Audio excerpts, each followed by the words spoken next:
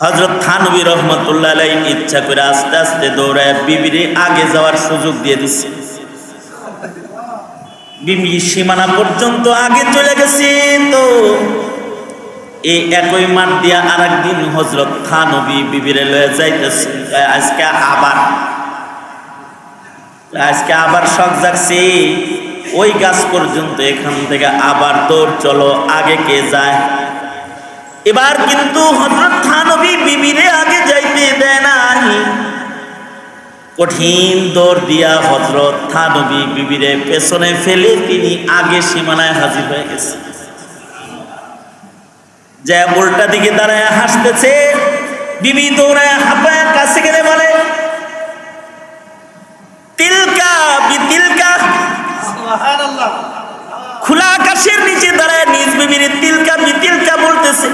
তিলকা বিতিলকা, ওই দিন হাসছিলাম, আজকে জিদা শোধ লয়ে নিলাম।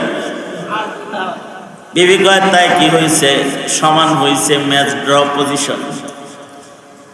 এ কথা বলতেই হযরত থানবী কাঁদতে কাঁদতে বসে পড়েছেন। চোখের পানিতে হযরত থানবীর বুক ভেসে যাইতেছে। বিবি ভাবছে, স্বামী বুঝি আমার আচরণে কষ্ট পেয়েছে, তাই কান্দে। বিবি বলে, হযরত কান্দেন কেন আপনি? কষ্ট দিয়েছি? বলে, না, কষ্ট দিয়েছে জন্যে কাঁদি না, কোনো কষ্ট আমি পাই নাই।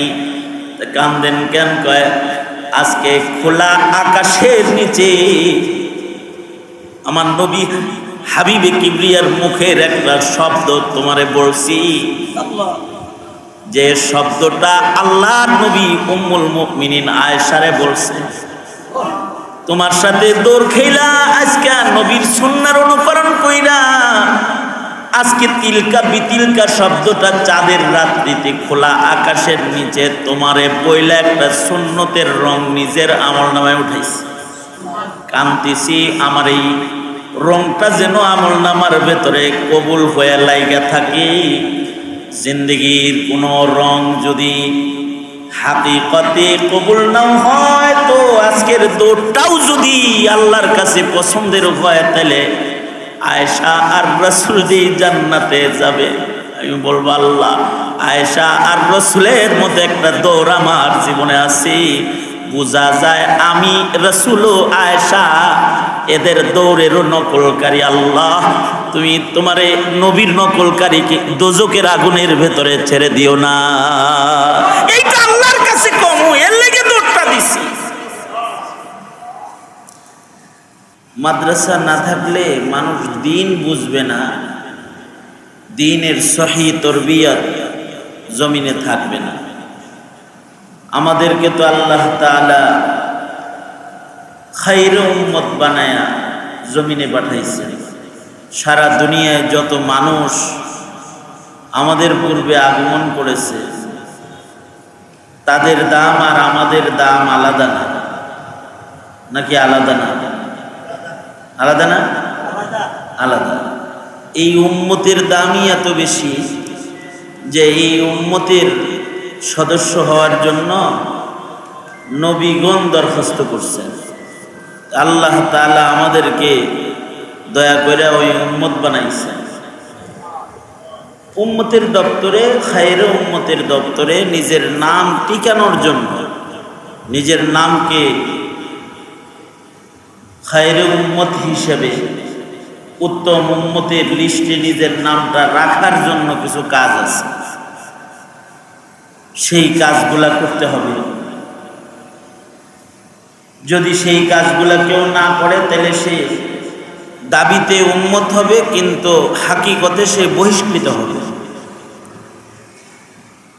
দলের থেকে মানুষ বহিষ্কার হয় না? কয়দিন আগে বিএনপির থেকে 30 জনরে বাইর করে দিচ্ছে স্থায়ীভাবে। এর আগে স্থায়ীভাবে আওয়ামী লীগ থেকে বাইর করে দিছে না? বিভিন্ন দল থেকে মানুষরে বাইর করে দেয় না? দলের সদস্যদেরকে কি জন্য বাইর করে দেয়? এরা দলের একনিষ্ঠ কর্মী, এই জন্যে নিয়ম বহির্ভূত চলাফেরা করার কারণে এরা দল থেকে বহিষ্কৃত হয়। তো কালেমা জন্মসূত্রে পায় উম্মতে মুহাম্মদীর খাতায় তোর নামটা তো উম্মতে মুহাম্মদী হিসেবে আসছে, কিন্তু যদি উম্মতের কাম না করা হয় তাহলে বহিষ্কার। উম্মতের কাম না করলে পরে উম্মতের দপ্তরে নাম রাখা এত সহজ না।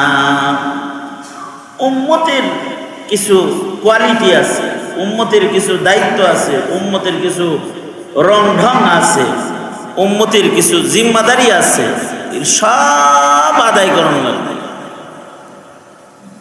এইগুলা আদায়ে যদি কেউ ব্যর্থ হয় তাইলে সে ধিকৃত হবে, স্বীকৃতি পাবে। স্বীকৃতি পাইতে হইলে এই জিম্মাদারির আদায়ের চেতনা বোধ নিজের ভেতরে থাকা দরকার। এই চেতনাকে মানুষের মাঝে অটুট রাখার জন্য দেশে বিভিন্ন ইলহামি নুসখার মেহনত চালু আছে। তার ভেতরে একটা হলো দাওয়াত ও তাবলীগ। দাওয়াত ও তাবলীগের মাধ্যমে দ্বীনি চেতনা, উম্মতের দায়িত্ব, জিম্মাদারি, এইটা উম্মতের ভেতরে জাগ্রত রাখার মেহনত করা হয়। আমর বিল মারুফ, নাহয়ু আনিল মুনকার, সৎ কাজের আদেশ করা, অসৎ থেকে মানুষদেরকে বিরত রাখা উম্মতের কিছু জিম্মাদারি। খায়রে উম্মত হিসেবে ততক্ষণ পর্যন্ত নাম উঠবে না যতক্ষণ পর্যন্ত না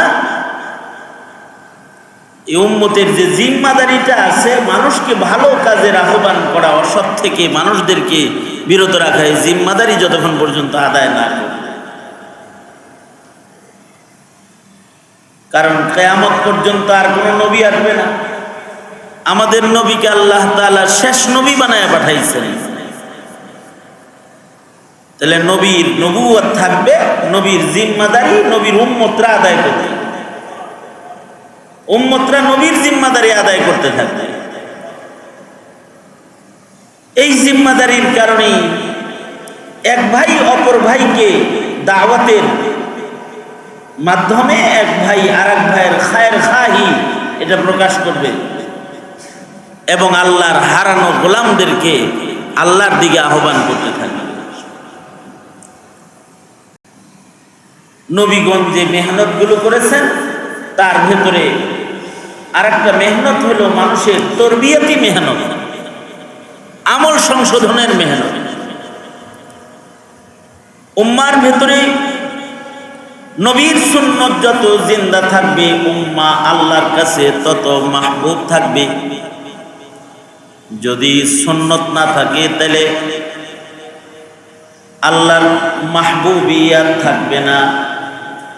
কারণ নবীর ইত্তিবা উম্মতের ভেতরে এত দাম যে উম্মত নবীর ইত্তিবাকারী উম্মত, তাকে ভালোবাসার জিম্মাদার স্বয়ং আল্লাহ। আর যার ভেতরে উম্মতের নাম ডাক আছে কিন্তু উম্মতের রং নাই, নবীর সুন্নতের কালার নাই, তো সে আসলে নবীর উম্মত হিসেবে গণ্য হবে না, আল্লাহর ভালোবাসা পাবে না। কুল ইন কুনতুম তুহিব্বুনাল্লাহা ফাত্তাবিউনি ইউহিব্বুকুমুল্লাহ ওয়া ইয়াগফির লাকুম যুনুবাকুম ওয়াল্লাহু গফুরুর রহিম। উম্মতকে সুন্নাত শিখাইতে হবে, তরিকায়ে আমলের পদ্ধতি শিক্ষা দিতে হবে। আমলের সহি পদ্ধতি এটা হলো সুন্নাত। আর এই সুন্নতের খেলাফ যা হবে সব হলো বিদআত।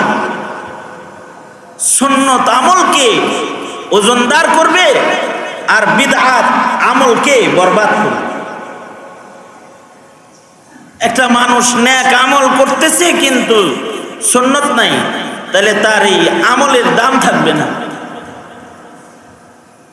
এ কারণে সাহাবীদের জীবনে নবীর সুন্নতের গুরুত্ব এত বেশি ছিল নবী যেখানে ইস্তেনজা করতে বসছেন, সাহাবী ইস্তেনজার হাজত না হইলেও সেখানে বসছে। কারণ এইটাই কামিয়াবির রাস্তা। উম্মতকে কামিয়াব করার রাস্তা হলো উম্মতকে সুন্নতি বানানো। সুন্নি বানাও, সবাই সুন্নতওয়ালা বানাও।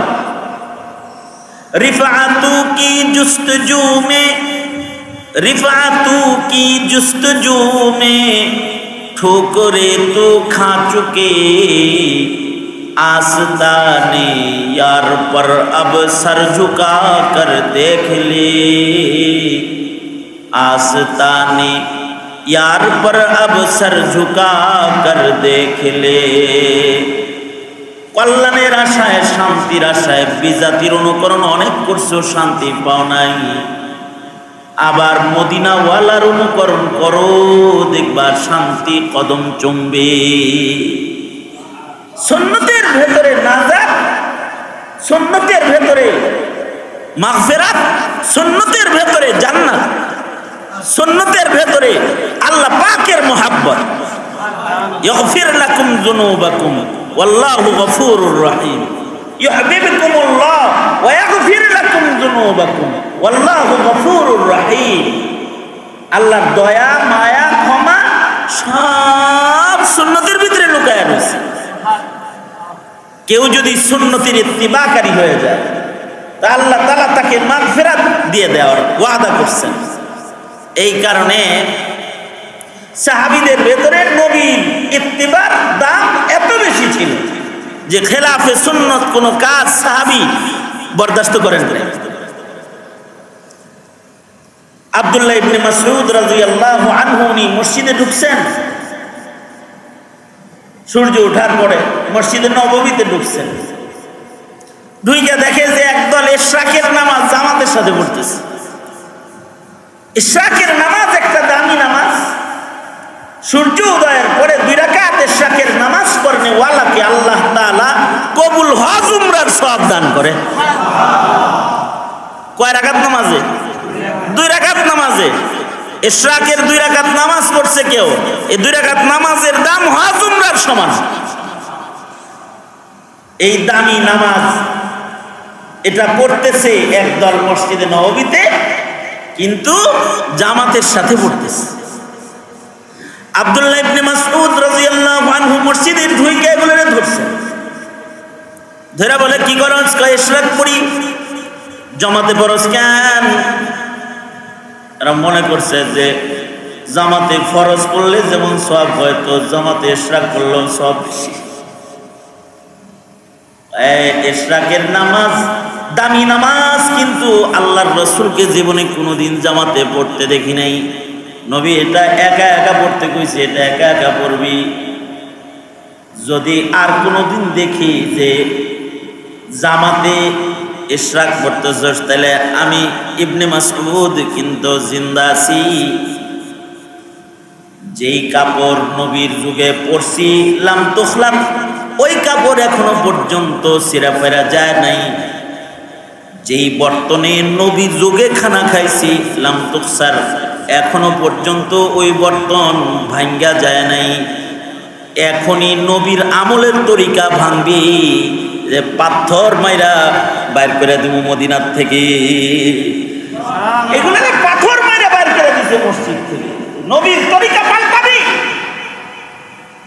নবীর তরিকা যে জাতির ভিতরে ঠিক রাখবে, এর জন্য লাগবে তরবিয়ত। কি লাগবে? তরবিয়ত লাগবে। তরবিয়ত, তরবিয়ত ব্যতিরিকে সুন্নাত শেখানো সম্ভব নয়। জাতিকে হাতে কলমে তরবিয়ত। একটা হলো দাওয়াত, আর একটা হলো তরবিয়ত। দাওয়াত মুখে কইলে হয়ে যায়, কিন্তু তরবিয়তের দ্বারায় নবীর রং, সুন্নতের রং জিন্দা হয়। সিবগাত আল্লাহ ওয়া মান আহসানু মিনাল্লাহি সিবগা। যেই কাজে যেই রং ঢং আল্লাহর পছন্দ, ওইটা হাসিল হয়। সুতরাং তরবিয়তি ইন্তজাম দরকার আছে, উম্মতকে সুন্নাত শিখানোর ইন্তজাম। একটা সুন্নতের মূল্য জাতির কাছে পেশ করার দরকার আছে। এই একটা সুন্নতের কিরকম দাম? এই ফাসাদের জমানায় একটা সুন্নতের আমল এত মূল্যবান যে গলা কাটা শহীদের সব সুন্নতের আমলের মাধ্যমে ফাসাদের জমানায় বান্দা হাসিল করবে আল্লাহর কাছ থেকে। এই জমানা ফাসাদের জমানা, একটা সুন্নত দামি।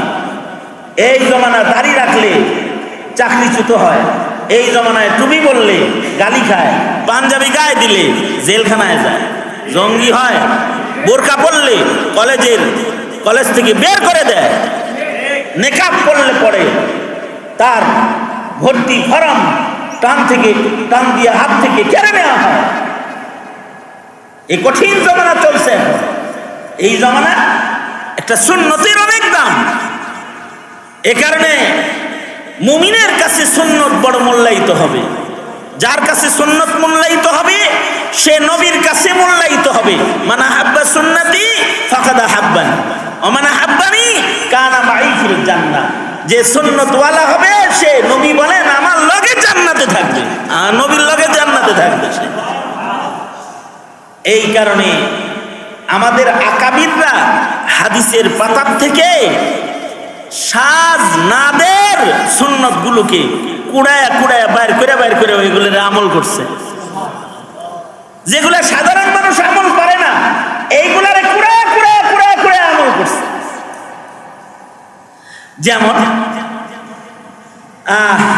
যেমন হাকিমুল উম্মত থানভী রাহমাতুল্লাহি আলাইহি একদিন মাঠে যায় নিজের বউরে কইতেছে, এই চলো দৌড়ের প্রতিযোগিতা। নিজের বিবিরে বলতেছে, দৌড় খেলবো, দৌড়ের প্রতিযোগিতা।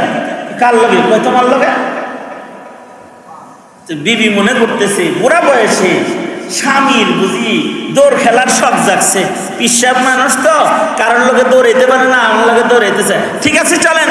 কোন পর্যন্ত সীমানা? ওই গাছ পর্যন্ত।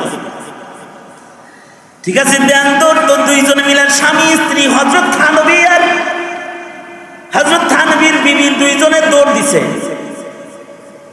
হযরত থানভী রাহমাতুল্লাহ আলাইহি ইচ্ছা করে আস্তে আস্তে দৌড়ায় বিবিরে আগে যাওয়ার সুযোগ দিয়ে দিচ্ছে। বিবি সীমানা পর্যন্ত আগে চলে গেছে। তো এই একই মাঠ দিয়া আরেকদিন হযরত থানভী বিবিরে লয়ে যাইতেছে। আজকে আবার শখ জাগছে, ওই গাছ পর্যন্ত, এখান থেকে আবার দৌড়, চলো আগে কে যায়।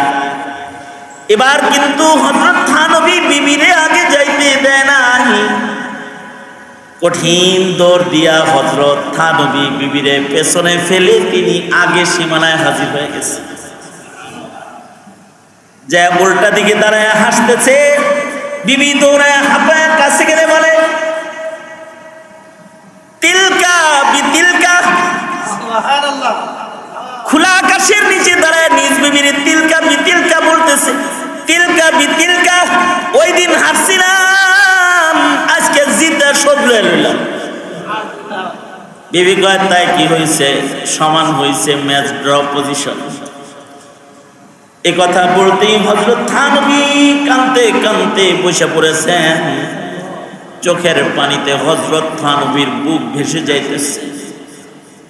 বিবি ভাবছে স্বামী বুঝি আমার আচরণে কষ্ট পেয়েছে তাই কান্দে। বিবি বলে, হযরত কান্দেন কেন আপনি? কষ্ট দিয়েছি? বলে না, কষ্ট দিয়েছে জন্যে কাঁদি না, কোনো কষ্ট আমি পাই নাই। কান্দেন কেন? কয় আজকে খোলা আকাশের নিচে আমার নবী হাবিবে কিবরিয়ার মুখের একটা শব্দ তোমারে বলছি, যে শব্দটা আল্লাহর নবী উম্মুল মুমিনিন আয়েশারে বলছে। তোমার সাথে দৌড় খেলা আজকে নবীর সুন্নাহর অনুকরণ কইরা, আজকে তিলকা বিতিলকা শব্দটা চাঁদের রাত্রিতে খোলা আকাশের নিচে তোমারে বইলা একটা সুন্নতের রং নিজের আমলনামায় উঠাইছে। কান্দিছি আমার এই রংটা যেন আমলনামার ভেতরে কবুল হয়ে লাইগা থাকে। জিন্দগির কোনো রং যদি হাকিকতে কবুল না হয়, তো আজকের দৌড়টাও যদি আল্লাহর কাছে পছন্দের হয়, তাহলে আয়েশা আর রাসূল যে জান্নাতে যাবে। আমি বলবো আল্লাহ, আয়েশা আর রাসূলের মধ্যে একটা দৌড় আমার জীবনে আছে, বোঝা যায় আমি রাসূল ও আয়েশা এদের দৌড়েরও নকলকারী। আল্লাহ তুমি তোমারে নবীর নকলকারীকে দোজকের আগুনের ভেতরে ছেড়ে দিও না। এইটা আল্লাহর কাছে কম, এর লেগে দৌড়টা দিছি। উম্মত তো ওই সাজ নাদের সুন্নাত না,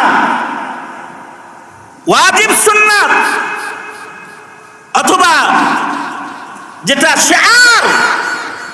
শেয়ার সুন্নাত সেগুলোকে বর্জনকারী উম্মত। উম্মতের ভেতরে প্রশ্ন এসে গেছে এখন, দাড়ির ভেতরেই কি ইসলাম? টুপির ভেতরেই কি ইসলাম? উম্মতেই প্রশ্ন করে। পাঞ্জাবির ভেতরেই কি ইসলাম? হ্যাঁ, পাঞ্জাবির ভেতরেও ইসলাম, দাড়ির ভেতরেও ইসলাম, টুপির ভেতরেও ইসলাম। কারণ এই রং মুহাম্মদুর রাসূলুল্লাহর রং, এটার ভেতরে ইসলাম। এজন্য উম্মতকে তরবিয়ত দেওয়া দরকার। এই তরবিয়তটা যেন বেলাইনের না হয়, এজন্য দরকার ইলমে দ্বীনের চর্চা। ইলমে দ্বীনের চর্চা ছাড়া তরবিয়ত দিলে খুরাফাত আর বিদআতের অভ্যস্ত বানানো হবে। এজন্য আল্লাহর রাসূল উম্মতের কাছে তরবিয়ত কাদের কাছ থেকে নিমু? ফাসআলু আহলায যিকরি ইন কুনতুম লা তা'লামুনা বিল বায়িনাতি ওয়াজ যুবুর। কারণ উম্মতের ভেতরে কোরআন পড়নেওয়ালারাই উত্তম কাফেলা। যারা কোরআন পড়ে, কোরআন পড়ায়, এদের ভেতরে সহিহ কানুন, ইসলামের সহিহ নিয়মাবলী তাদের কাছে সংরক্ষিত। যাদের কাছে ইলম আছে, তাদের কাছে নবীর রেখে দেওয়া আসল রং আছে মাহফুজ। এই রংকে উম্মতের ভেতরে জিন্দা রাখতে ইলমি মারকাজের দরকার। ইলমি মারকাজ বেশি হইলে অসুবিধা নাই। বলবেন পাশে জামিয়া ইউনুসিয়া আছে, দারুল আরকাম আছে, এদিকে আছে, ওইদিকে আছে, ডাইনে বামে আছে, আবার আর একটা কি দরকার? হ্যাঁ, আবার দরকার একটা মেজবাতি যদি দাম থাকে, একটা ছোট্ট টর্চের যদি দাম থাকে, তাহলে একটা মাদ্রাসার দাম নাই? একটা খানকার দাম নাই? একটা খানকার দাম আছে, একটা টর্চ বাতির দাম আছে। এই টর্চ বাতি দিয়ে অনেক সময় ঘোর অন্ধকার পার হয়ে চলে যাওয়া যায়। রাঙামাটি গেছিলাম মাহফিল, অনেক আগের ঘটনা। তখন আমার শরীরে শক্তি সামর্থ্য ছিল, এখন তো হাঁটতে পারি না, দুইজনে দৌড়ে উঠান লাগে, চলান লাগে। বসে থাকি তো বসেই থাকি, উঠতে পারি না। আবার দাঁড়াই তো বসার সময় আবার ঠেকনা দেওয়ার দরকার নেই। ওই সময় মাহফিলে গেছি তো ধরছে যে হুজুর চলেন আলু টিলার গুহা দেখে আসি। আলু টিলার গুহা, ঠিক আছে চলো আলু টিলার গুহা। নিয়ম হইল মশাল হাতে ধরায় দেয়, গুহার ভিতরে চলে যায় সব, মশাল নিয়ে চলতে হয়। আর তখন তো এই এত বাতি বুত্তির ইন্তজাম হয় নাই, তখন মশাল জ্বালায় দেয়, মশাল নিয়ে গুহার ভেতরে সবাই ঘুরে দেখতে যায় গুহা, আলু টিলার গুহা। শখ করে গেছি, কিন্তু যেখানেই বাঘের ভয় ওখানেই নাকি রাত পোহায়।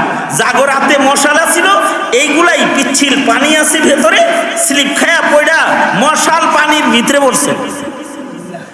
পানিতে মশাল পড়লে মশাল জ্বলবো তো? হ্যাঁ, স্যারেছেন কেমনি? আরে মশালটা পানিতে পড়ছে, এখন কি মশাল আছে না গেছে?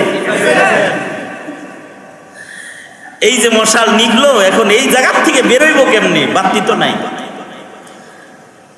আল্লাহ পাকের মেহেরবানি, ওই সময় ওই যে টর্চ লাইট ওয়ালা একটা মোবাইল আবিষ্কার হয়েছে, এতটুকু ছোট, ওইটা কত 11 মডেল, ওইটা কেবল আইছে মার্কেটে। তখন আমার হাতে ওইগুলো একটা আছে। নেটওয়ার্ক তো নাই গুহার ভিতরে, কিন্তু বাতিটা তো আছে। বাস এই বাতি নিজে জ্বালাইয়া দিলাম, আমার সামনের গুলারে এই বাতি দিয়ে টাইনা লয়ে গেলাম, পিছের গুলারে এই বাতি জ্বালায় এই মোবাইলের টর্চ বাতি দিয়ে উপরে উঠলাম।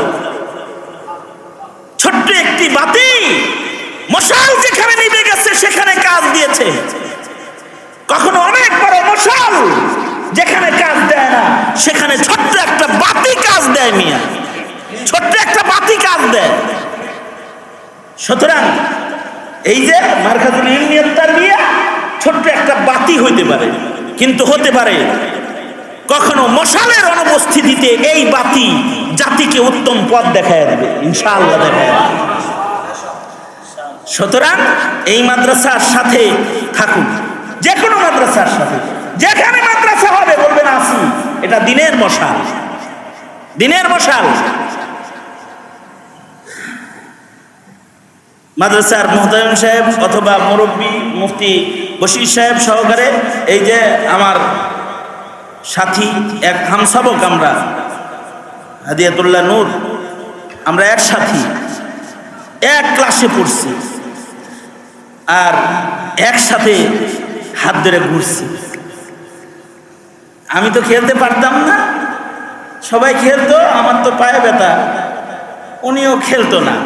উনি আমার নিয়ে বলতো আমি আমনের লগে আছি, চলেন আমরা ওই পাশ দিয়ে হাঁটি। তো দুইজনে ঘোরার সাথী, ঘোরাঘুরির সাথী, আসরের পরে একজন আর একজনের হাত ধরে ঘোরাঘুরির সাথী। আরো উলামা হযরতরা এর সাথে জড়িয়ে আছেন। এই যে মুফতি উবাইদুল্লাহ মাদানী সাহেব, উনি জেল থেকে বের হওয়ার পরে আমি বললাম মাদ্রাসা করেন। জামিয়া উম্মুল কুরা দাঁড়াইছে, বাতি ভাড়া বাড়ির উপরে চলতেছে, বেফাকি স্ট্যান্ড করছে 6টা, এ দাঁড়ায় আছে 5টা। মাশাআল্লাহ বলতে কষ্ট লাগে, বাতি তো ভাড়া বাড়ির বাতি, কিন্তু মেধা বিকাশের ছাত্রদের একটা উত্তম জায়গা হয়ে গেছে। সেম এটা মনে হইতেছে ছোট বাতি, এখান থেকে দেখবেন বিকশিত হচ্ছে, দিন বিকশিত হচ্ছে। থাকুন, আলেমদের সাথে থাকুন, মাদ্রাসাওয়ালাদের সাথে থাকুন। যেহেতু মাহমুদুল হাসান আমার কাছে বাইআত, আর সে আজ থেকে না দীর্ঘদিন ধরে আমাকে মুরব্বি মেনেই চলতেছে, আমি দিক নির্দেশনা দিচ্ছি, দেব ইনশাআল্লাহ। আল্লাহ তাআলা যেন সহি পথে কিছু খানকাহি কাজ, কিছু তরবিয়তি কাজ এই প্রতিষ্ঠান থেকে যেন দিতে পারে, এর জন্য ইনশাআল্লাহ আপনারা সহযোগী হিসাবে পাশে থাকেন, ইনশাআল্লাহ থাকবেন তো ইনশাআল্লাহ। বুদ্ধি দিয়া পারেন বুদ্ধি দিয়া, অর্থ দিয়া পারেন অর্থ দিয়া, যে যেমনে পারেন পাশে দাঁড়ায় যাবেন, ভালোবাসা দিবেন। এভাবেই দিন এক এক এক এক করেই ফতেহ মক্কা হয়। আল্লাহ তাআলা এক সময় বিজয়ের মশাল জ্বালাবেন ইনশাআল্লাহ। আজকে বন্ধু হযরতুল আল্লামা সাখাওয়াত হোসেন রাজি সাহেব মুক্তি পেয়েছেন। আল্লাহ তাআলা অনেক কোরবানি ওনার কাছ থেকে নিয়েছেন, লম্বা কোরবানি। আল্লাহ তাআলা কোরবানিকে কবুল করেন, ওনার সন্তানদেরকে, ওনার ফ্যামিলিকে যে কোরবানি করছে এর জাযা আল্লাহ তাআলা দান করেন। আরো যারা ভেতরে আছে তাদেরকে আল্লাহ তাআলা মুক্তির ব্যবস্থা করে দেন। আল্লামা সাজিদুর রহমান সাহেব দামাত বারকাতুহুম আমার মুরব্বী, ওনার শুকরিয়া আদায় করি, শুকরগুজার হই যে আল্লাহ তাআলা ওনাকে আরো বেশি করে কাজ করার তৌফিক দান করেন। আরো উলামা হযরতরা যারা মেহনত করতেছেন তাদের শুকরিয়া আদায় করি। আল্লাহ তাআলা সকলকে হিকমা অবলম্বন করে সামনে পথ চলার তৌফিক দান করেন। হককে আল্লাহ তাআলা বিজয় করেন, বাতিলকে মাগলুব করে দেন, হককে গালিব করে দেন। আল্লাহ তাআলা সবাইকে কবুল মঞ্জুর করেন, আমিন। ওয়া আখিরু দাওয়ানা আলহামদুলিল্লাহি রাব্বিল আলামিন।